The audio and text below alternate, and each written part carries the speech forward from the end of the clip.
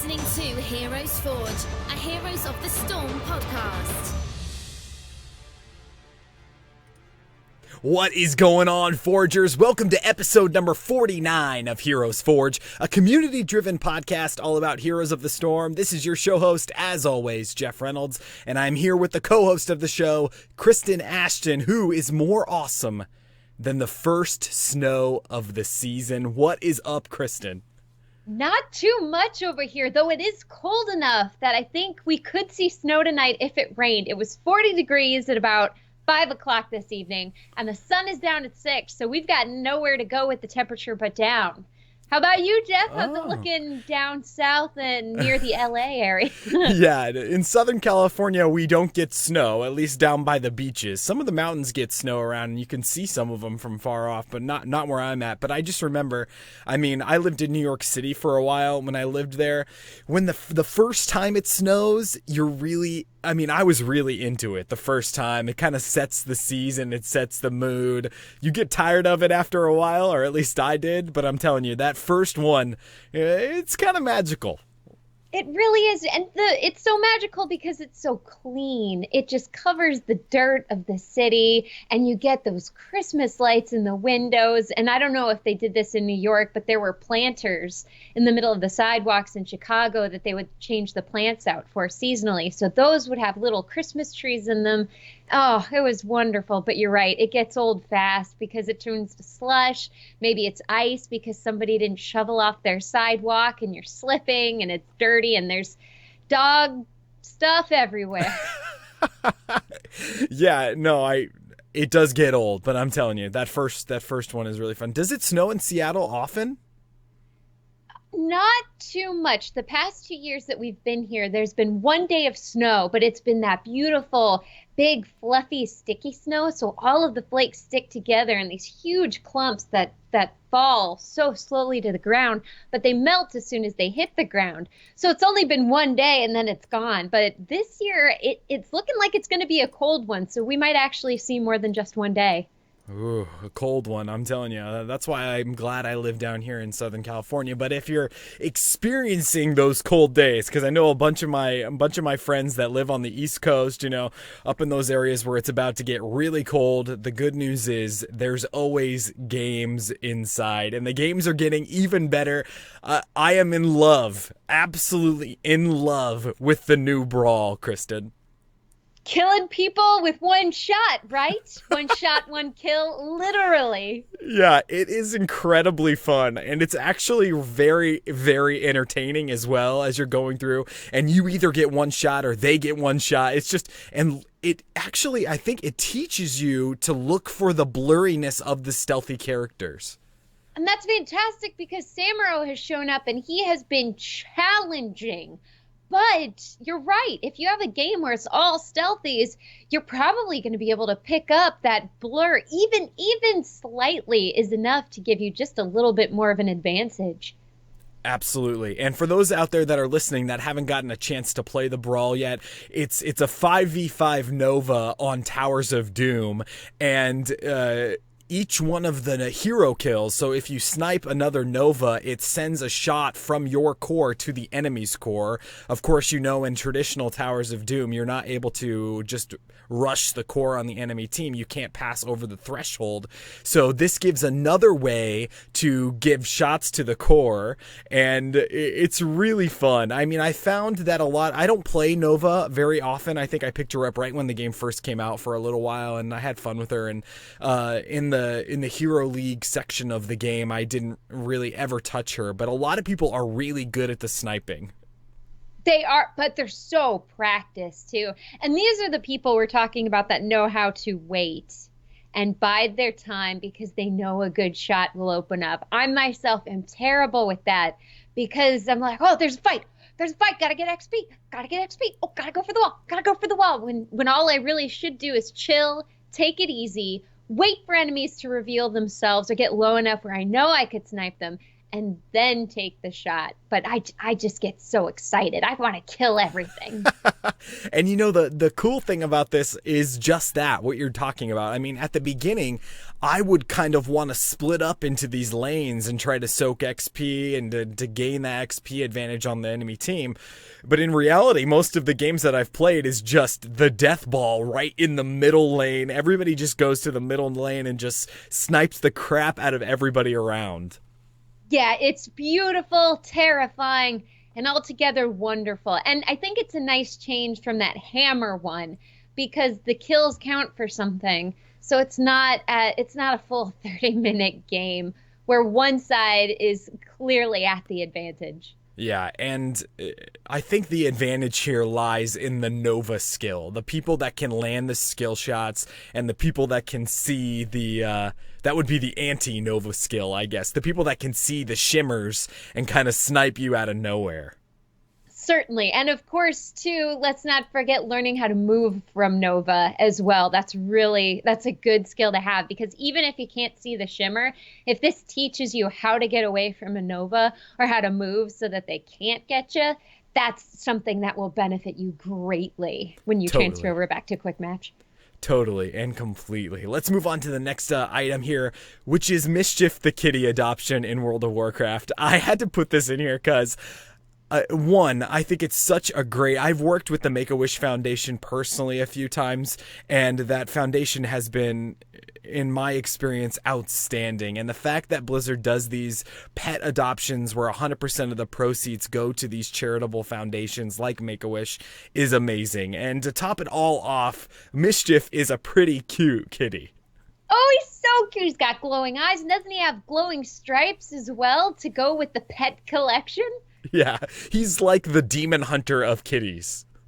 He is. Now, do you know if when you get him, if he pounces on things? Because a lot of these newer pets have little quirks that they do. Like the corgis or the pug, for instance, drags its booty on the ground for a little bit. And I love watching the pets for those extra animations. Yeah, the amount of time that they've taken, I mean, for Mischief specifically, I mean, they created a cinematic, and chat is saying that the cinematic was awesome. It was awesome. I mean, the amount of time they put into this is incredible. It's well worth it. And it's wonderful to know that they put the time and the effort into building this character, knowing that 100% of the money would go to Make-A-Wish. I mean, so it's a charity event entirely, and that's the cool part. And also that you can even gift the pet as well. Yeah, it's so cool. So if you're out there and you're looking to make a charitable donation, this is the way to do it. Get out there, get Mischief, have them follow you around the Broken Isles, and you can just have a great time and show your support for Make-A-Wish. I think it's pretty cool. It's a wonderful addition to the holiday season, I think. Really, really amps up that feeling of giving back to the community. Yes, and Blizzard is giving us, the players, a whole bunch of new stuff coming up. I mean, we've got Ragnaros on the horizon for a character that's coming out for Heroes of the Storm, but Hearthstone got a new expansion this week. It did. Mean Streets of Gadgetzin is here, and what I like best about it, I'm not a Hearthstone player by any means, but I love these additions to Hearthstone because it fleshes out the world. Right? Gadgetzin, we know because we visited it in World of Warcraft many, many times. But this gives it this color and this flavor to it that otherwise wouldn't have existed. Yeah, it's incredible. I mean, we talked about this a little bit last week, but it's so cool that they're willing to take this one step further with the Gadgetzin that we know and expanding upon it and making the lore of these houses inside of this world that we sort of know, but we're learning more about. And as our listeners know, we're all about the lore and how it affects the world on this show. So that's just exciting for us to be able to look at some of these cards and think, oh, that could be a hero on the show, or that could be a hero on the show. Exactly. And two, just the personal involvement that this breeds, right? Because you have 3 teams you could choose from. What else did that earlier this year that was huge? Pokemon Go. I mean, it's when you can get your audience on different sides, battling it out for ultimate victory. Dude, it's fantastic. It's this camaraderie, but also for or against. Oh, rivalries. I love it. Yeah, and you know what's funny? I don't know about you, but the way that I usually play things like that is I find the team that, you know, is the underdog, the one that people say, oh, you definitely don't want to be Team A because Team A is not the one that has the best powers or whatever. And I think to myself, oh, I need to be Team A to show people that you can still win even if you're this underdog. So I do that often. Awesome. So that's why you went Alliance. Shots fired here on HeroesForge. Yeah, you set it up. I had to take it. No, so who have you chosen one with Gadgetson yet? I haven't got a chance to play it yet because I've been busy playing Heroes, but I'm excited to play it, and I'm excited to get in on that. And I think the comparison that you drew to the houses of, I don't think they're called houses, teams of Pokemon Go is interesting. It's a cool idea to be able to build these decks. And, you know, for the longest time, people were saying that Priest was an underpowered deck. Well, I had a Priest deck, and I was trying to win as many games with a Priest deck as I could. So I'm excited to see that dynamic and how it changes Hearthstone. It'll be interesting. And of course, now we have the nitty-gritty. We've gone from the party to the dirty streets, and I'm interested to see where they go from here. What other aspect? Because maybe it'll be a Diablo one next, potentially. Ooh. I don't know how that would fit in, but I would be interested to see how they fit Diablo into Hearthstone. Yeah, that'd be cool if they could kind of bend the rules or maybe even rewrite some of the World of Warcraft lore to kind of have a Diablo feel to it. And, you know, something is happening that in this World of Warcraft in Azeroth that has this Diablo feel, or demons are coming in and, you know, all of this sort of stuff in the Lords of Hell and something. That'd be a neat spin on the whole thing. Yeah, maybe they open it up to the other worlds potentially, but at the same time, probably not, because Warcraft itself is just enormous. They could go on for decades and probably still not run out of ideas. Yeah, absolutely. And that's how we feel about the heroes that are in Heroes of the Storm. I mean, there are tons of heroes and tons more coming. So let's get on with the show. If this is your first time listening to the show, welcome. We are so glad that you're here. If you're coming back, welcome back. We're glad that you're back. The way that the show works is we take a character from one of these Blizzard universes that we were just talking about, and we imagine what that character would be like if they were in Heroes of the Storm. So we build a kit for them. Kristen builds a kit, I build a kit, and then we face off head to head to find out which kit was better. And the way that we find that out is from listener votes, and you can vote on which kit you think took the prize, the grand prize, on our Twitter page, which is @ForgeHeroes. You can vote for which one you think was the better of the two builds. Every night on Sunday, 7 p.m. after the show airs, you can vote. The voting goes live. All right, Kristen, why don't you tell everybody who we're forging this week? Who we're forging this week was a request that came a while ago, and his name is Hogger. And to be frank, I didn't know much about Hogger. As I had chosen him, he seemed interesting, and he was a favorite that had been called out, but I had no idea how terrifying he was. It's absolutely terrifying. I'd never come across him before. I thought maybe he was a boss in one of those thorny dungeons. I can't remember the name, but there were lots of thorns, and there were bird people. They were annoying dungeons. I didn't like them. No, even more terrifying than that is the fact that Hogger is just roaming the world. He's roaming the world now? Well, no, I'm saying he's not in a dungeon. You can just run into Hogger. That's right. Yeah, you're absolutely right. He isn't relegated to a dungeon. He is just there. So you could be trying to finish a quest and then boom, you're dead. You didn't even know what killed you. You don't even know. And you know, well, before I get into any of that, Kristen, why don't you give a little background on Hogger and his place in Warcraft? Okay, I'll try. All right. Long feared by the Alliance and only whispered fearfully amongst the Horde, there is one creature in Azeroth that remains an indomitable foe, capable of felling hundreds, if not thousands, of foes. His name? Hogger, leader of the Riverpaw Gnolls, and more formally known as the Scourge of Elwynn Forest. There are no records of how many humans this beast has slain, as so few have lived to tell the tale. I'm cracking up over here. This is very, very entertaining. Kristen, why don't you give everybody what is this? I mean, this is so funny. So Hogger is just an elite toon that rolls around in the Elwynn Forest that you can run into at a low level if you're an Alliance player, right? Correct. And it's mostly humans because I believe Elwynn Forest is one of the starting zones for humans. So he's just an elite.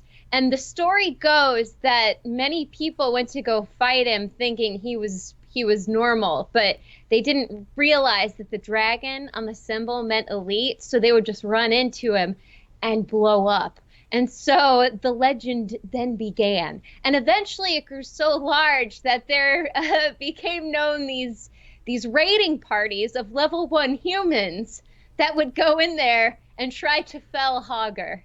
Yeah, and that is honestly my only memory of Hogger. I don't think I ever ran into Hogger when I was leveling an Alliance character. Maybe I just got in and out of this area fast enough and didn't ever experience it, or maybe I did die to him and just can't remember. But I do remember people putting together these level 1. You'd create a new toon, and you'd get a bunch of people in there back when you could build a raid with level 1 characters and bring all these level 1 characters. And I think I remember you had to go in here with no weapon or a minimum weapon and just try to take out Hogger as you're battling him as a level 1 human.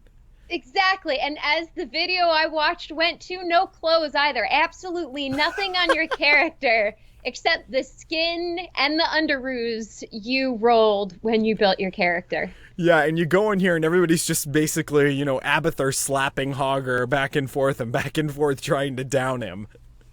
It was a thing of beauty from what I watched, and honestly, I'm sad I never got to live through those momentous years. It's funny though. This is an infamous character. I mean, this character lives on. I mean, enough so that they created a card in Hearthstone out of Hogger, and people talk about it all the time. And he made an appearance in a dungeon at one point, I believe. So this is a character that is in the background of a lot of people's WoW experience. It's very, very true. He has a near and dear place to a lot of people's hearts, kind of like Stitches, I think. But now even so, it's so much that I think they've redone his quest, because I think initially he died and it was one of those respawns. But now you go and you take him down, and when you get him to a certain amount of health, it stops and he's arrested by the Alliance and put in jail. So you can't even kill him anymore. You can't kill this guy. Oh, it's the most unsatisfactory thing you can experience. I mean, even if you go in there with all level 1s, you can't kill him. No, the Alliance takes it away from... Well, not the Alliance, right? Guards from Stormwind. I shouldn't blame the entire Alliance for 3 guards from Stormwind that locked this guy up on orders. And, I mean, speaking of his Hearthstone card, this is a pretty... from what I understand, people like this card and they use it often, and it summons a 2/2 gnoll at the end of your turn if Hogger is still alive, and it continues to activate that ability as the game goes on, the longer that he lives. Exactly, and it's not just a regular 2/2 either. It's a 2/2 with taunt. And that is the most frustrating thing I've ever come across, because I love using taunt myself. When I played Hearthstone more actively, Warrior, for me, was the way to go. So you taunt, you have everything with taunt so you can build up your shields and just lay waste. So, the frustrations. If you couldn't kill him, he would just keep summoning ads. Yep, lots of ads and lots of damage, and those taunts protect Hogger as those taunts are showing up on the field, so he lives for even longer, which is insane. So you got to get some removal to take Hogger off the board. All right, that's a ton of background on Hogger, as much background as we can possibly give on this amazing character that lives in the pop culture as well as the lore of World of Warcraft. So I have to say, let's forge. Let's forge.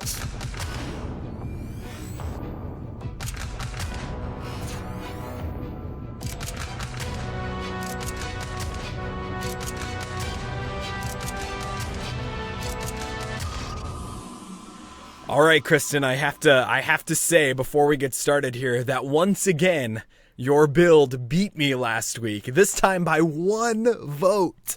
Oh, God, that's rough. That's rough. It was painful. So you got to pick Hogger this week. And again, if you'd like to vote on which kit you think is better at the end of the show, we're going to post that on our Twitter. And you can cast your vote to see who gets to pick the hero for next week. And then we'll go forward from there. Okay, so I get to go first because I was the first place to lose for Hogger. So the first thing we're going to talk about as we build these kits is their role classification if they were put into Heroes of the Storm. And again, this is all blue sky thinking here. We're trying to get outside the box and try to create some cool heroes that may be OP, that may be fun, may need to be balanced, but this is just the basic skeleton framework for what we think would be cool for them to have in Heroes of the Storm. So the first thing I'm going to talk about is my role classification, which I'm going with an assassin.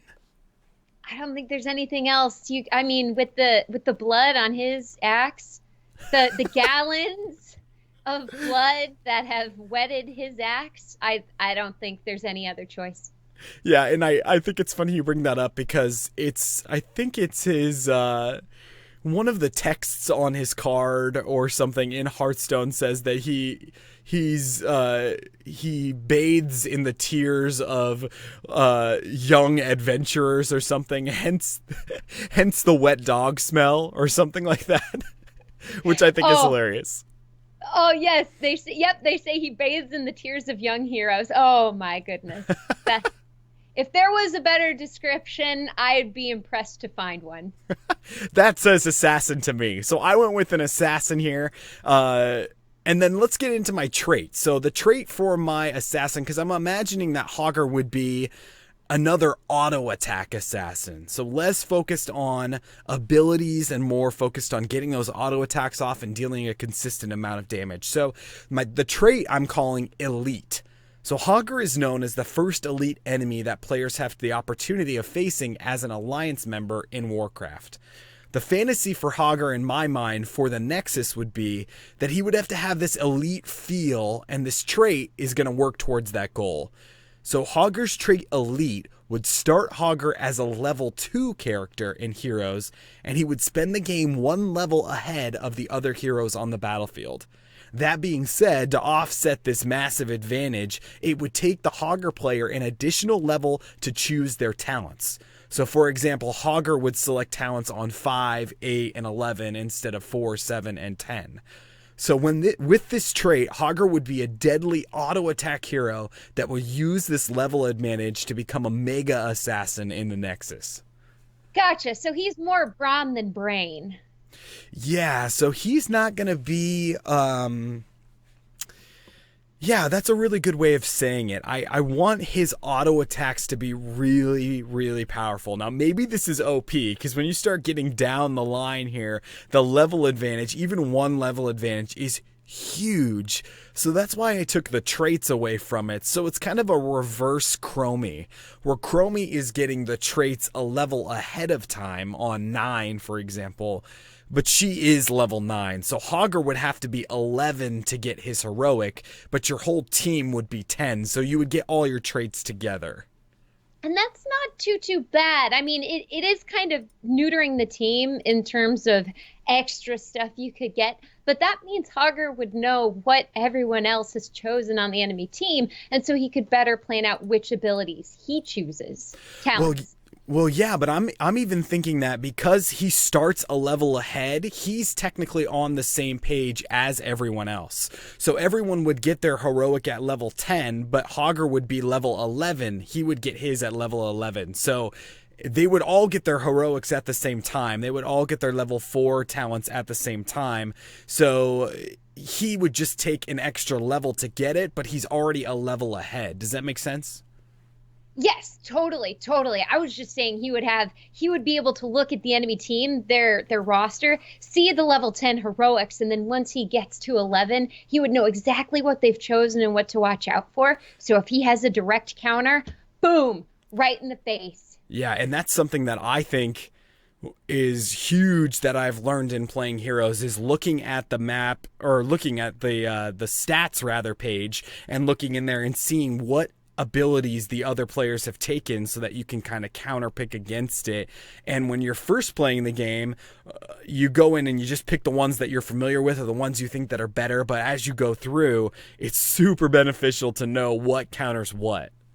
Exactly. And then if you even need a stun, right? Because some abilities you're choosing between maybe a stun or a slow, and it can really be beneficial to the team if maybe the off pick is the slow rather than the stun, but you know the off pick is going to be stronger because you don't need that stun. Yeah, it's a crazy good learning experience to be able to start doing that and to move forward with it as you're battling on in the Nexus. So that's Hogger's trait on my assassin build. He's going to be a level ahead, but it's going to take an extra level for him to get his trait. So he doesn't get a super bonus by getting his traits, or his talents rather, a level earlier. Too many words starting with T. All right, let's move on to the mount. He's definitely got to ride some sort of hyena, I was thinking. So he's a gnoll, but I'm assuming gnolls are based off of hyenas. So he would be kind of like a little hyena character model, riding a hyena character model. Yeah, absolutely. So I love that. I love the look and the feel of that hyena. I mean, it's dirty. It's Hogger. So he'd have to have some sort of dirty hyena mount kind of thing. Now, would he dress up the hyena to kind of match his own armor? Yeah, maybe as you go through like the skins for the hyena, or maybe there's two, maybe there's a hyena and an armored hyena that you could pick, something like that. I like that. Oh yeah, maybe when he gets his level 10, his mount gets an upgrade as well. Yeah. Something. Oh, that's a good idea. Oh, that would be really cool to have in the game, to be able to upgrade your appearance based on the level 10 that you take and your mount's appearance. I would love it. But of course that would be extra work for the heroes team, right? Because then they'd have to design a mount specifically for that hero that color coordinates and then upgrades as well. Yeah, that's what we're all about on this show, is trying to give the Heroes of the Storm team ideas for just more work for them. Exactly. Well, they love to work. Who doesn't love to work? So might as well do more work, right? Who wants to go home at the end of the day? Not me. Not me either. Let's move on to basic abilities over here on my auto attack assassin build. So he's riding in on a hyena, and his first basic is called Pounce. When this ability is activated, it has a 1-second activation time. During this time, Hogger will get down and prepare to pounce on a target. After Hogger is in position to pounce, it can be activated a second time, causing Hogger to pounce on a targeted enemy and deal a large amount of damage to them. Oh, goodness. Okay, so with this one, could you target the same enemy twice, or would it have to be two different enemies? Well, I think you're only able to pounce once. So the way I imagine that it works is you come in and let's say you go into the shadows or into, this little jungly area where you can't be seen. You'd activate pounce and he'd get down and like crouch into that pounce position. And then when you activated it again on a hero that was nearby, it would do sort of a Greymane leap, when Greymane transforms and leaps in. It would do that kind of leap, or even a Kerrigan leap, into that hero and just start dealing damage to them. So maybe only one hero. Maybe you could talent into it to continue to pounce a second time if you wanted to, but at the start, just that one hero. Gotcha. Oh, okay. I was mishearing it then. So he's getting ready to pounce, but you have to activate it in order to get him to pounce.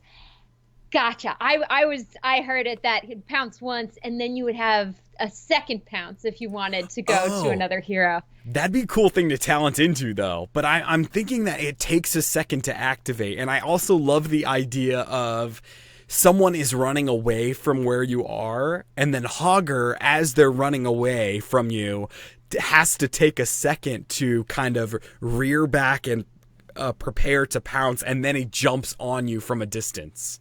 Definitely. And could you imagine, too, if the length you get to jump is based on how long you hold that crouch? Oh, that's cool, too. So maybe as you're crouching, this circle is on the field, and it's expanding, kind of like a Gazlo beam does that sort of thing where it changes size the longer you hold it. And the longer you hold it, it just gets bigger and bigger and bigger, and then once it hits the area that you want, you pounce into it. Exactly. And now with this, it's a target hero, correct? It's not a skill shot. You just immediately jump on whatever hero you want. Yeah, I'm thinking it wouldn't be a skill shot. So that would be even better to do as that AoE circle is opening up and somebody gets into it. You could just click on that hero and it would pounce them.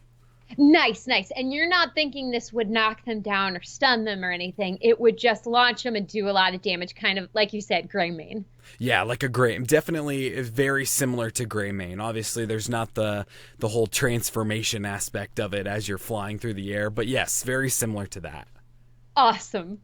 Yeah, it's cool, and it plays a little bit into more of these abilities that we've got coming up, and even just the trait here, you're already a level ahead of the person that you're attacking, so your auto attacks are going to do some serious damage to them in comparison to what they can do to you. So this second basic is called Gnaw. So Hogger is going to smash his paw down on an enemy hero in melee range, pinning them to the ground. During this time, the enemy player is stunned for a very short amount of time while Hogger gnaws at them from above. Hogger is not able to use basic attacks during this phase. Oh, so basically, as we've seen with dogs in movies, wild dogs in movies, jumps on and starts tearing apart at their clothes, basically, doing some damage, but not anything that would kill the hero, potentially. Yeah, absolutely. So I'm imagining that you would pounce in and then lock them down with Gnaw, where they can be hit by other heroes, and you're doing a very small amount of damage, but other heroes can hit them, and kind of like Uther's hammer, stun them in that area. Yeah, I like this combo that you're doing too, because you could have put the stun on W, but instead you've decided to go with a 1-2 punch. So you can choose to lock them down if you want, but at the same time, you don't have to, just in case maybe you've chosen a bad time to pounce out and you need to go rather than stun somebody, and maybe that keeps you in a bad position for a few seconds longer, and that results in a death rather than an escape. Yeah, there's definitely an offensive way of looking at it and a defensive way of looking at it, because this is not going to give you a whole bunch of room for escape because you're still going to be on top of them. Very, very true. Now, how long are you imagining Na would go on? And I'm assuming, too, that other enemy heroes could target you and try and kill you as you're gnawing on somebody. Yeah, you're not immune to anything that's happening to you while this gnaw is going on. But I don't know. Maybe like as long as a Malfurion root. Okay, that would make sense. Yeah, so it'll last like as long as a Malfurion root, but you're dealing damage rather than just locking somebody down. Gotcha. And then would you be able to disengage whenever you wanted to, or would you just be stuck there through the entirety of this animation? Ooh, I want to say that you could disengage, but I also like the skill level of knowing that if you're going to gnaw on someone, that you're going to be there for as long as the ability is active. Fair enough. And it would also punish you, too, if you made a bad engage, because you have a level lead in terms of damage. So it's probably assuming then that you would know good targets to pick out and nom on. Yeah, and Chad is asking if Gnaw would cancel all existing roots and stuns. So I think that it would just be a continuation. So, something I've been seeing a lot in Heroes right now is if you had a Butcher and a Varian on the same team and the Butcher chooses to charge someone down and then Varian stuns them right after or right before that stun is completed, it just extends it, But if you were to waste that stun on Varian's charge while the Butcher was charging, it would just pick up the Varian charge instead of the Butcher charge. Does that make sense? Yeah, order of operations kind of thing. Exactly. Yeah, order of how it came in and kind of extend the time or just add time to it, but you wouldn't want to waste it on something that is already going to be like a divine like Uther's ultimate that stuns people. They're stunned. If you charge into that person that's already stunned, it's not going to give you as much benefit as if you charge them when the stun was completed. Correct. So you'd want to make sure you're getting maximum value out of this, because if you stun somebody who's already stunned, whoop-de-doo, there's not going to be an added stun to that. Yeah, absolutely. And listener, What My Bad in the chat is saying that maybe there could be a talent that increases damage and lets you cancel it. So you could talent into being able to move away from it, is what they're saying, which I think is a great idea. Yeah, I mean, honestly, that would probably be a go-to pick, because being able to cancel something you didn't mean to do or turned out to be a bad decision can really be a lifesaver in those split-second decisions. Yeah, totally. All right, let's get into my third basic here, which is basically what I built my whole kit on, is this idea, and I'm calling it Never Go Hungry Again. So Hogger can select a location on the battlefield to call a gnoll to prepare to ambush the enemy. This gnoll runs in, and once they reach the location, they get into a pounce position. The first enemy hero that comes into range, the gnoll will pounce on them and deal damage to the player. Once the initial pounce damage is done, the gnoll disappears and the ability will go on cooldown. This ability can be used to set up an ambush for the enemy team, and when combined with Hogger's own attacks, it can be a deadly trap for players. That's just too cute to not want, because they're miniature gnolls, right? They're miniature versions of Hogger with those laughs. You know what I'm talking about. I absolutely know what you're talking about, and I know how deadly it can be. Oh, when they grab all of them because one got away? Yes. Yes. Yeah. Now, would they be giggling to themselves in this bush? Very quietly. Yes. And maybe you could hear it. Maybe that would be part of the strat against it, is when you get in the area, you might be able to hear it as the enemy team. That's something that they could definitely play on in the game more, is sound cues, you know? It's true. I totally agree they should, but I understand maybe with sound quality, there are certain limitations which are preventing them from doing that, but I would love it. And this game already does. You can already hear some things before they happen and kind of get ready, but I would love to see more of that. For this little guy, how much damage do you think he's doing? I think he does a good amount of damage. I mean, equal to the amount of an ability, like an assassin ability damage, maybe like a leaming kind of, bursty damage. I want this to be really powerful, because I'm imagining that in lane, Hogger has set up this ability in a bush, maybe on the top of the lane, and he's in the bush at the bottom of the lane. And when the enemy hero comes in, the other gnoll pounces on the enemy hero, and then Hogger pounces on, and then maybe he can lock you down right then and there. So it's kind of coming out of nowhere from two different sides. That's pretty sweet. Okay, so is this global? Sure. Okay. Now, if global, how long would it take to set up? Because what if you see a Leeming running away? She's got a quarter of her health left. You know you could get her if you could place a gnoll in the bush you think she's running to. Is it kind of an instant cast with only the wind up being the delay, or would it take some time to get that other gnoll in position? I think that to make it less OP, if it's going to be global, I think the gnoll has to run from the Hall of Storms. I think you have to kind of plan it where you're going to set this ambush up, and it runs from the Hall of Storms and then positions itself in order to be in a pounce position. And maybe that's too far. Maybe it runs from the nearest fort or keep that's in that lane to be able to set it up quickly, but not too quickly to be a global killer. If you're watching the top lane and you see that Li Ming situation, you could just put your gnoll in one of those bushes.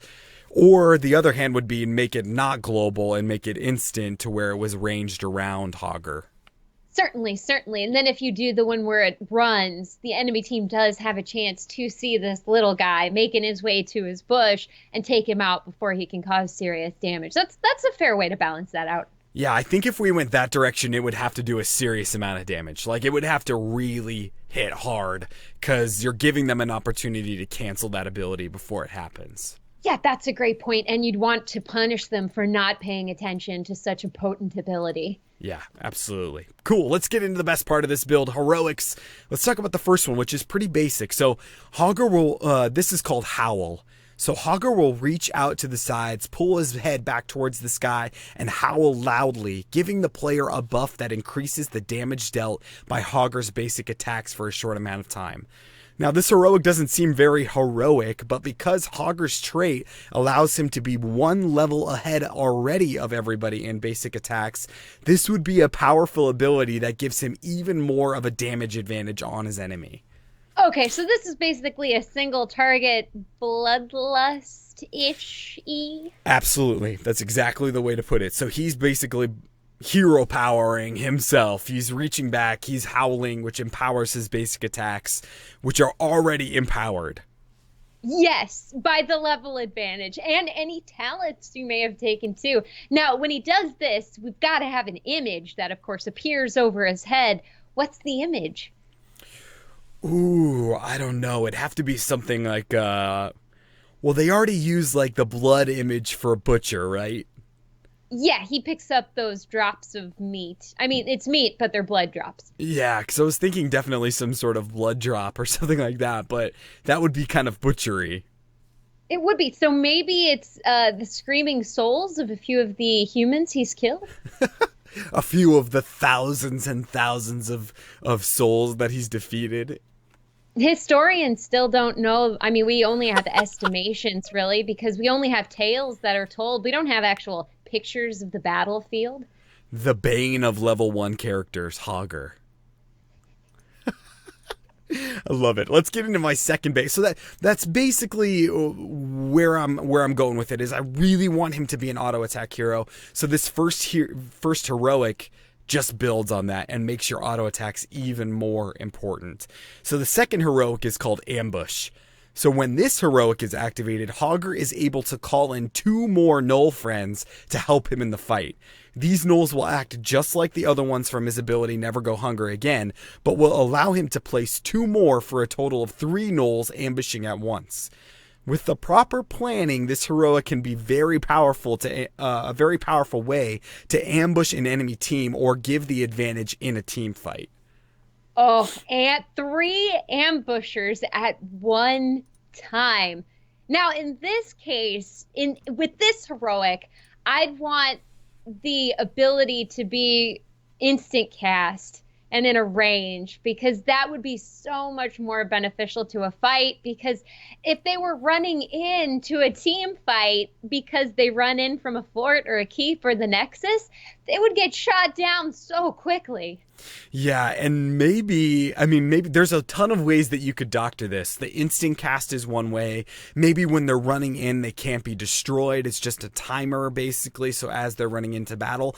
But on the other hand, maybe this causes you to set up team fights in specific locations. So you know that a tribute is going to spawn at a certain point, or maybe you know that something's going to pop in a certain area, so you have to set the ambush up ahead of time. Also, this kind of makes it so that the enemy team has to make sure that A, not everybody runs in separately, because they'll all get destroyed, and B, the tank has got to be the first one to run in there, because if Lieutenant Morales is the first one to run into that temple and they've set up the ambush on the temple before that time, she's gone. Yeah, and the way you're talking about the amount of damage, you would probably only need 2 to take her out, leaving 1 more for somebody else. And we all know with those team fights, you are at such a disadvantage if you go into it with half mana, half health. I mean, any kind of dent in the armor it's really, really tough to come back from that in those fights. Those are vicious. Yeah, they can really, and if you're setting the stage for where the fight's going to be on the other end of it, oh man, I'm just thinking of all the crazy stuff that you'd have to think if you were playing against this. So if you set up an ambush point on the boss, for example, on the temples, and you're thinking that we're going to take the boss, and you start to take the boss, but maybe one of the temples pops, so they think that there might be an ambush there, so they go to the boss instead, and then the ambush was actually set up there. I mean, there's some really cool ideas and stuff that you could try to throw them off with. Yes, and think this might be a Varian counter, right? Because we know Varian can solo bosses starting at level 10 when he goes a certain build. So what if you have these little guys set up and you can deny Varian that extra steal he might have been going for, because he's a sneaky Varian. He's going to try something. Yeah, or, when we played those Team League games, and you were on Sonya and you were rocking it on Towers of Doom, kind of stalling the enemy team around the tower pickup point, and you were just stalling. Well, what if they had set up an ambush point there where they could just do a lot of damage to you almost instantly? You wouldn't be able to stall like that. Nope, you'd have to get out or just take it to the face and die, because you're so low on health, there's no way to escape yet. Yeah, so that's a cool, different kind of idea for these ambush points. And chat, again, is being awesome, and they're saying, what if you made the ability place a pack dwelling area where these gnolls would spawn from? That's a great idea. So that could be destroyed by the enemy team. You'd have to replace it like a Murky's egg, and then you could spawn them closer to where you want them to be, but you'd have to plan around where you'd want them to spawn from. That's just giving me flashbacks to those Abathur locust nests. Yeah, same sort of thing. That's a great idea. Very cool. Okay, that's my build for my my Hogger over here. Auto attack assassin, being able to set up these ambush points, pouncing from the shadows, and having your friends pounce from the shadows as well. Hogger, the bane of level 1 Alliance, I'm telling you. Before we move on to Kristen's awesome build, I'm going to take a second here to thank all of our patrons that are supporting the show. Thank you so much for supporting the show. We couldn't do it without you. If you'd like to throw us $1 or $2, you can head on over to our Patreon site, which is patreon.com/HeroesForge, and over there you can pledge to help making this show better, and thank you to all of our current patrons over there. Also, thank you to everyone that's given us a 5-star review on iTunes. It really helps the show grow. Head on over to iTunes if you listen to us there. Drop us a 5-star review, and make sure you leave us a note in the review. That way we can give you a shout out on the show. All right, Kristen, let's get to it. What role classification were you thinking for Hogger? For Hogger, it's assassin. I entirely agree with your choice. Gotta be an assassin. Yeah, the death toll speaks to the title assassin. Exactly, and he carries an axe. I don't know if he places himself upon a pillar of bones of the enemies he's slain, but I like to imagine he does. And like you said, the description for Hearthstone, warriors too would probably describe themselves as bathing in the tears of their enemies, but he's just killed so many. The body count's too high to not be a killer. Yeah, absolutely. He is definitely a killer. And another description from Hearthstone says, Hogger is super powerful. If you kill him, it's because he let you. There we go. It's the secret. And even now, he doesn't let you kill him. Absolutely. Even now, you cannot kill him. And, speaking of that, well, we'll get into that. I think you're going to touch on it a little bit in your build. I may have cheated just a little bit and looked forward a little bit. Let's get into your trait. What were you thinking for his assassin trait? I don't know, Jeff. What am I thinking for my assassin trait? All right. The trait I'm calling a god amongst gnolls. And it makes it so that Hogger cannot die unless he himself has taken down at least 5 enemy heroes. It is the sacrifice one must pay to such a legendary and destructive force from Azeroth. Whoa. Okay, so you're saying at the beginning of the game, he cannot die? Yes, unless he has been a part of at least 5 hero kills. And the way I see this going is it resets every time he gets... not resets. Okay, so he gets 5 kills. You can kill him at this point forward. He dies... He needs to kill 5 more before he can be killed again. That kind of thing. Whoa, that's powerful. So if you are going into a team fight, you could go into this fight with no kills and have to kill the whole enemy. You would last the whole team fight, basically. Yeah, if you hadn't killed anybody. But that's the rub. He's an assassin, and his job is to kill people. And the reason I think this would work is because Varian has that quest, the Path of Kings, the Way of Kings, the Way of the King. And one of the 3 quests is to take part in 5 hero takedowns. And I am utterly shocked at how quickly that happens. So that's why I think this would work. I don't think it would be too hard to get over unless the Hogger player himself is planned with his team that he's only going to get heroes down to a certain level, and then his team kills them off. But even then, you're a part of that. So yeah, so you would be getting an assist, which would count towards these 5. Correct. Oh, okay. That makes I understand that now. So it doesn't have to be a kill on the stats, but an assist would also count towards that. Exactly. If you touched the enemy hero that dies, that counts toward this amount. So what happens if you are reduced to 0 health, or 1 health rather? So let's say at the beginning of the game, you're pushing mid lane and no one else is there for some weird reason, and you're pushing, and you get to the towers and they're doing damage to you, but you can't die. So what happens to you? Do the guards of Stormwind come out and take you to the Hall of Storms and force you to go all the way back there or something? That's a great question. In that case, I think the caveat would have to be that only heroes can't take you down unless you've killed 5 enemies. So then you would still have a rightful fear of the structures, and you need to be wary of minions and mercs. Right. So you are immune to hero damage. You're immune to death by a hero. Correct. But structures could still kill you. And minions and mercs and all that stuff. Cool. So that is really neat and a cool, different kind of trait that we haven't seen before. What were you thinking for his mount? I think he would just mount up on all 4s and take off running. Yeah, and just that creepy, hyena, snarl as he's running across the battlefield. Takes me back to vanilla. Oh, and pulls everybody else. Yeah, and he's got that nasty little hunchback going. Maybe he puts the axe in his mouth before he gets on all 4s. Ooh, I love that idea. He just puts it in there like he's ready to tango with death. Exactly. Very cool. Yeah, that's really more Hogger than my mount was. I mean, that's, running on these, because he is a hyena, or, designed after hyenas. So that's really, really cool. And I love that axe idea. What were you thinking for his first basic? For the first one, I'm thinking headbutt. Now, when fighting an enemy hero, Hogger can headbutt them, stunning and dealing damage to the target. After the stun ends, they are dazed, allowing that hero to move but not attack.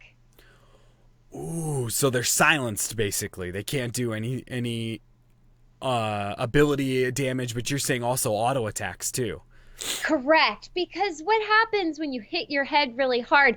Now, don't go hit your head really hard to find out. But if you get kind of dizzy and woozy for a bit, you can't really do anything but get your balance together. So in that case, if you're going to headbutt somebody, and I'm assuming the hyena skull is a lot thicker than a human skull, you're going to stun them, and then as they slowly get themselves back together, even though they can move, they still don't have the wherewithal to attack. So that's kind of the story behind why I think that progression would be there. Yeah, that's really cool. So basically, this is a 2-for-1 ability, because you're not only silencing them, or you're also stunning them. So how long do you think the stun would be? Is it a Hammer of Justice amount of stun, or is it longer than that, or what were you thinking?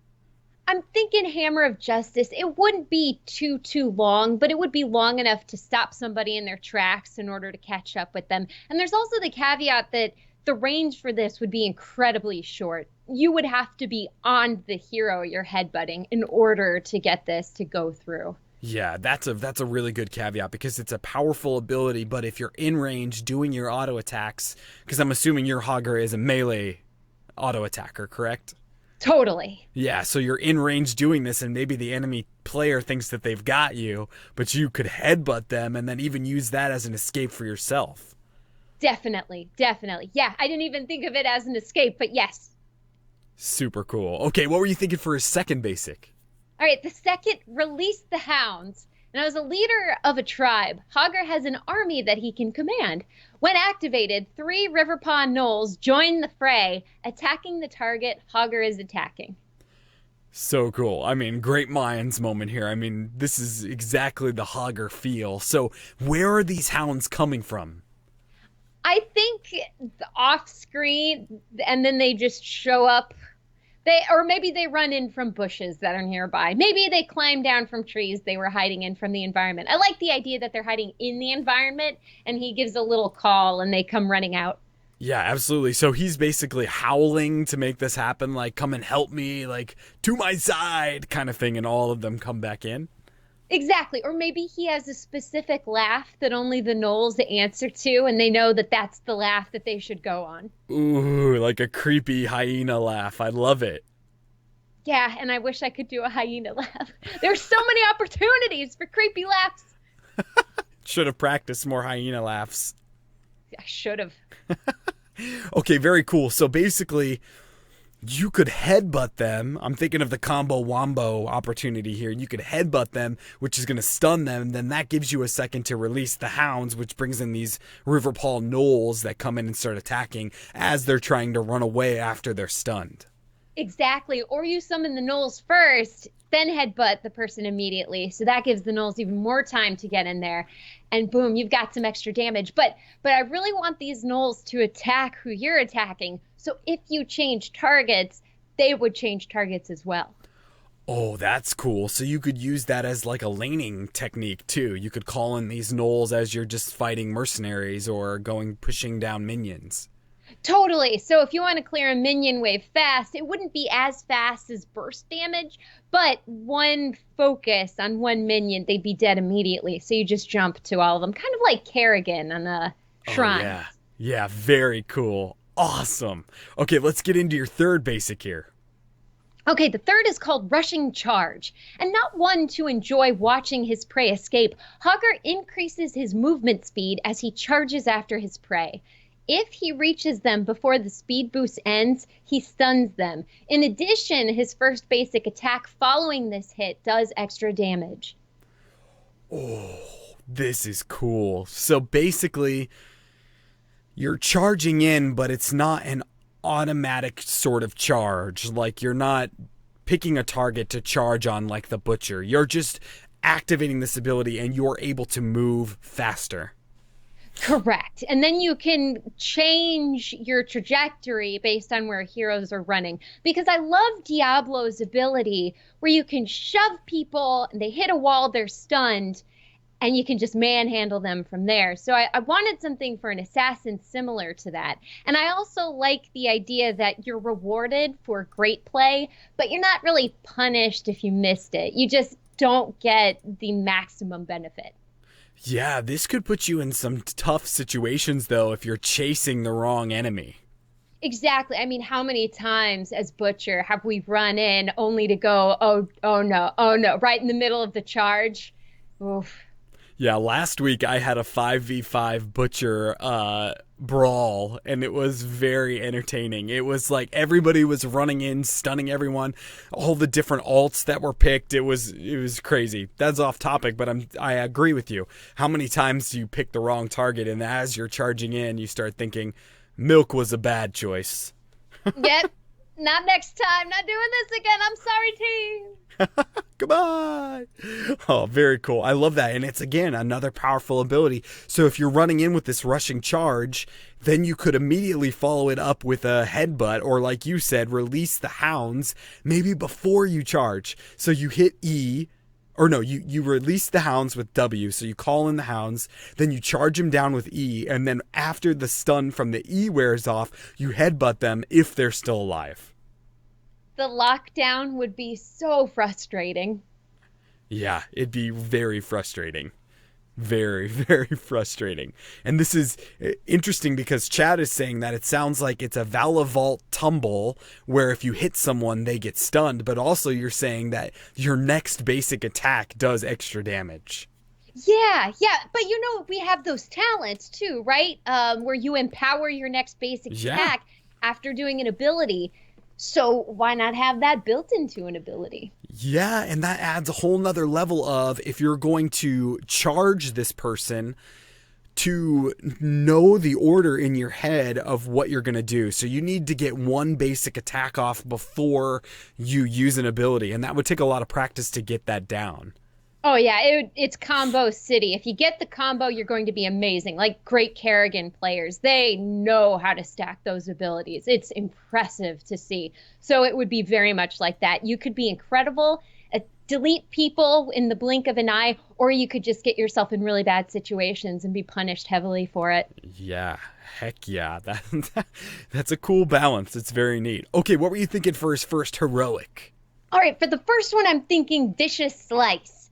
Hogger is finally done with headbutting and is now ready to attack with his axe. Flailing madly, Hogger does increased basic attack damage and additional ability damage. If hit by the axe, the target bleeds for a brief period of time. Now, unlike poison, there isn't a shadow on the bar. The ticks of damage occur instantly. You don't get time to heal somebody up. If you see what I'm saying. Oh, okay. So it's basically just doing a big amount of damage. Yeah, a huge chunk. Chunks of your health are just going to disappear and you're going to wonder where it went. Whereas with poison, you see where your health was and where it's going to be if you don't heal up soon. So cool. So what are you thinking for a visual for this one? I'm thinking it's a two-handed axe and he's just going. He's going teenage horror movie murderer style. So does he howl, or does this... So when Varian selects his heroic that allows him to take Charlemagne and split it in half, and you've got the Twin Blades of Fury, it happens, and that animation is really cool and always gets me excited every time I do it. So is this an ability that lasts the entire game, or is it something that's timed and then it goes back to normal Hogger? It's timed. It's totally timed. It's very much... We built very similar kits, you and I, but like the bloodlust thing you were talking about with your build, he's given a buff there for a little bit of time to make his basic attacks damage even more potent. So if he needs to ensure a kill, he has the opportunity to do so. Yeah, that's really neat. So I assume he's also able to use his other abilities while this is going on? Correct. So that would really ensure he could get that bleed. And maybe he wants to get it on everybody in turn rather than just one hero. Ooh, I like that. So the bleed, you're saying that you can't heal through it, so you're just hitting all these characters and they're taking that big amount of damage. So it's like just big amounts of damage that you're spreading onto each one of the enemy heroes. Yes, and I think you could heal through it. You would just need to make sure you're healing super fast, because with poison, there's that delay, right, before it kills you. Right. So the poison could show you have 0 health left, but you're still going because the poison hasn't ticked down yet. So with this, instead of a timer, those chunks would just come off immediately. So if you have direct healing, you take some damage, yes, but you'd be fine. So you're still seeing the chunks, they just fall off instantly. Exactly. Oh, that's cool. That's a really cool idea. So basically, an Uther healer would be a better idea than a Moralis healer in some situations, because the Moralis can combat that poison damage from, say, Lunara, because there's a constant heal that's slowly filling you up, where Uther is more like a burst heal that hits you as a burst and could take away that chunk before it expires and just all removes your health. Exactly. Cool. And that's different than what we have now. I mean, that's different than anything we have right now. Yeah, and I know bleed effects are big in Warcraft, so I wouldn't be surprised if at some point in the future we see this in Heroes. I mean, it's a really cool mechanic that would definitely add even more complexity to the game. Yeah, which I think we're going to get into that realm, though, where the complexity keeps getting more and more, and I'm sure that the Heroes team is looking at this game thinking, we don't want this to have a huge barrier to entry, a knowledge barrier to entry to be able to play this game, so how do we simplify it enough to where characters are? But they're already kind of delving in that with Abathur and Cho'Gall. I mean, I know they marketed Cho'Gall as a way to get your friends into the game, but also, I mean, driving Cho'Gall around and being a good Cho'Gall player takes a lot of practice.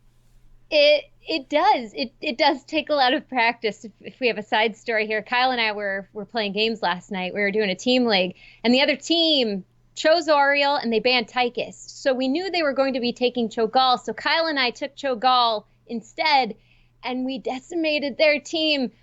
By the time it ended, we had a 4-level lead, but only because of that practice. It really is a kind of high skill cap character because both of you have to be in tandem the entire time. Yeah, that is so cool. I wish I had a good story about Cho'Gall. Mine always end with people screaming in chat, "No Cho'Gall, no Cho'Gall, please, no Cho'Gall." Oh, that's so sad. He's really is a great hero if you know how to work him in and build a team around him. Lots of practice. It takes lots of practice. Okay, let's get on to your second heroic. Okay, the second and final one I'm calling Gnoll Days. We are all familiar with what happens should a gnoll escape your grasp. It comes back with more gnolls. True tradition. Hogger will activate this ability and run away for a short period of time. If not killed, he will then turn around and re-engage, but this time aided by friends. Every few seconds, Hogger continues to fight a single target. A small gnoll jumps onto that hero, reducing their movement speed. This continues until movement is stopped entirely, or Hogger dies, or the enemy hero dies, or Hogger stops attacking that specific hero. Oh, okay, lots of questions. This is really neat. So what I'm envisioning is these gnolls are coming in, and you know how you give a dog like a chew toy and you start pulling away and it's just holding on for dear life as you're pulling it? Is that the kind of visual you're seeing here, where these gnolls are coming in and they're just clamping down on these heroes and trying to hold on and slow down their movement? Exactly. I was inspired by March of the Murlocs, because what if instead of a wave of little fish gumming you to death, what if you have a single target March of the Murlocs, but with dog gnolls that don't let go? They're on your shoulders, they're on your helmet, they're on your legs. You can't move after a while.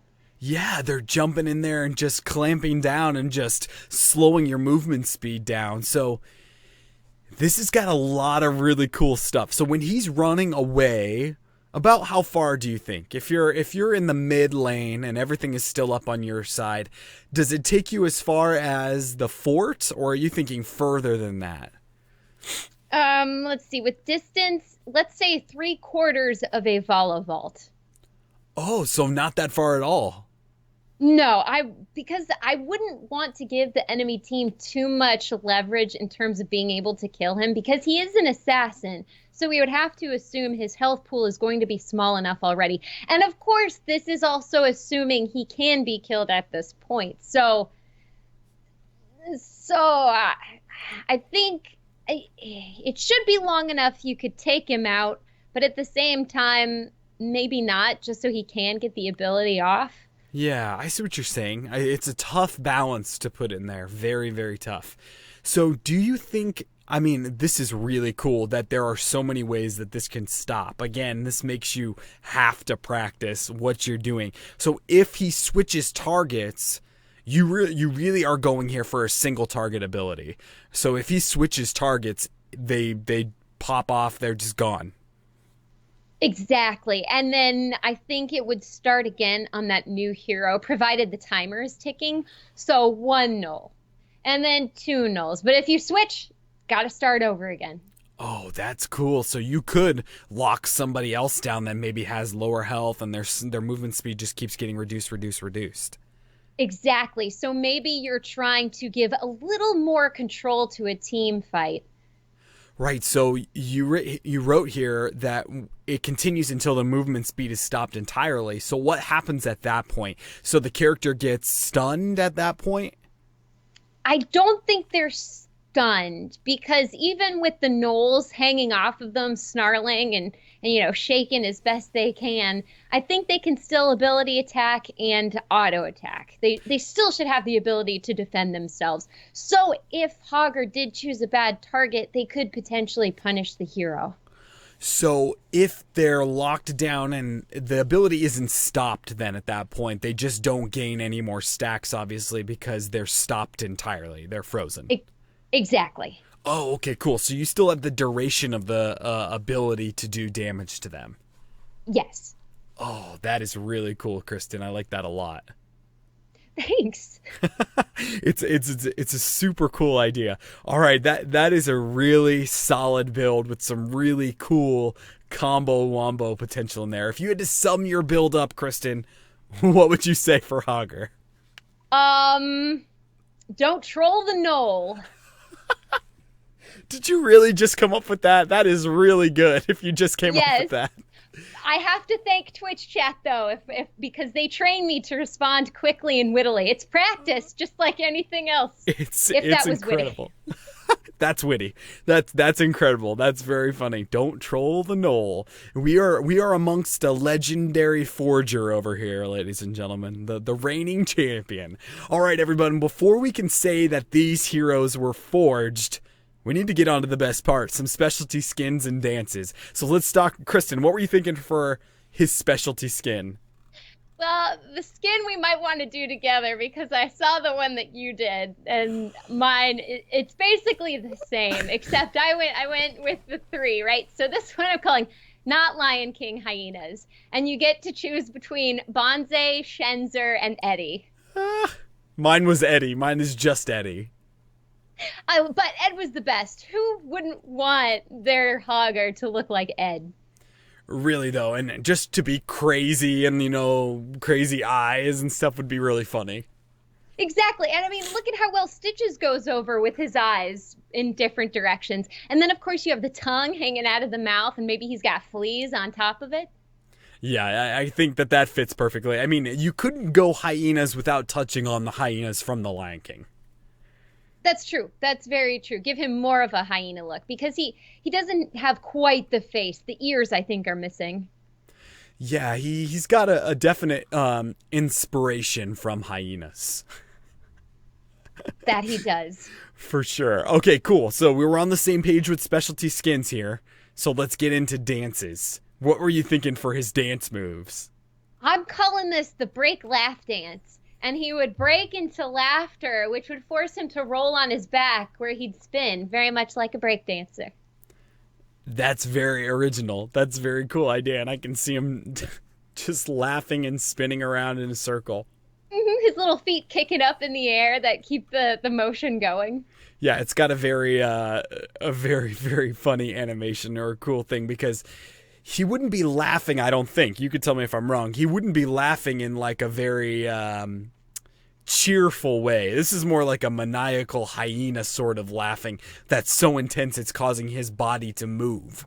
Exactly. He can't stop himself with this maniacal laughter going on. And then the blood runs cold because the Alliance, not the Alliance. I say Alliance because that's what it is. The other team would be able to hear this laughter, I like to imagine. The Alliance, Kristen. You meant the Alliance. But the enemy team isn't always just Alliance players. I only said Alliance because that's the lore. I'm just kidding. No, that's right. Or you could just think as the enemy team always as the Alliance. I must fight them because they are the Alliance. Oh, that I haven't done that before, but that might work. That's a winning strat for you, and I'll think of the Horde on my side too. There we go. Very cool. My dance is not even a dance. I'm calling it the Who Let the Dogs Out dance. Which How does this one go? No one knows. Until Hogger is in the game, no one knows. But we all know the song Who Let the Dogs Out. Well, that would be the dance for Hogger. Nice. Now, would there be kind of a rip-off version of that song that plays when he does his dance? Yeah, absolutely. I think they would even pay for the royalties to have the real song. Yeah, they'd have to. It's such an iconic song. Yeah, absolutely. And then Hogger could do some dance that no one knows of yet until they create it. Yeah, and then he makes it famous again and becomes even more infamous. Built into the legend. Yeah, infamous. There we go. Absolutely. Okay, with all of that said, these heroes were forged.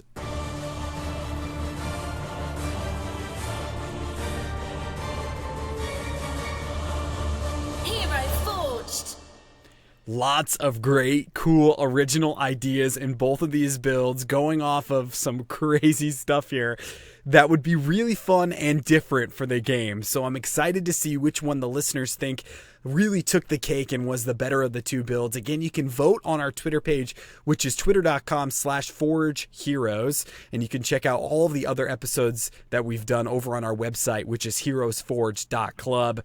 If you can believe it or not, this is already episode number 49. There are 48 other heroes that we've done, and even more to come in the future. So, Kristen, I think Hogger would definitely be a character that would fit in the Nexus.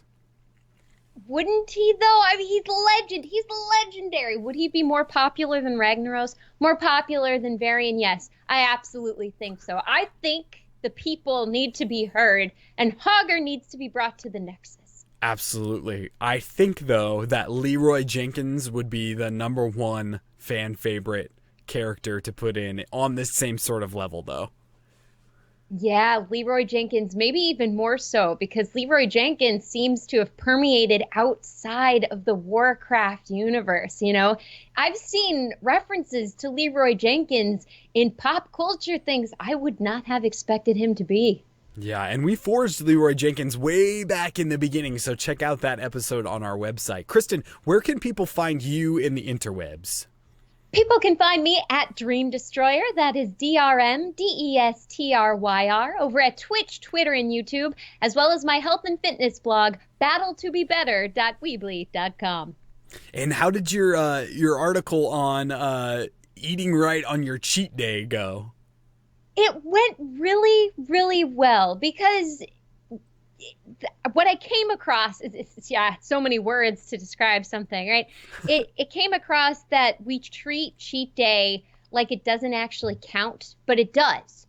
And it's amazing how quickly we can go over our calorie levels, mainly because of alcohol or Starbucks drinks that we get ourselves. It's astounding how quickly we can erase a week's worth of work on the weekend just because we don't take into account how many calories we are intaking with that kind of stuff.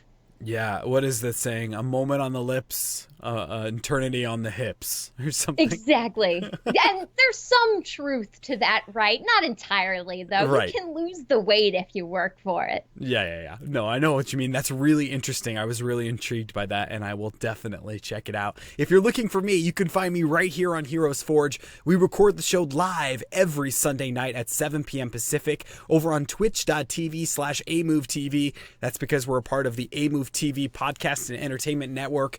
For more great esports and video game podcasts, head on over to amove.tv. Some really, really great content over there, and we are so honored to be a part of what they do.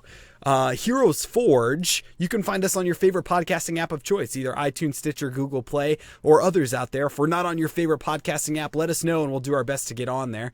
Also, don't forget to check out our website, which is HeroesForge.club. And if you have an idea for a hero that you would like to see on the show, there's a ton of ways that you can get a hold of us. You can send us a tweet at ForgeHeroes. You can send us an email, contactheroesforge@gmail.com, or there's a contact section on our website, HeroesForge.club, with more information on how to get a hold of us and how to get your ideas sent and heard on the show. If you'd like to support the show, you can always do that at patreon.com/HeroesForge.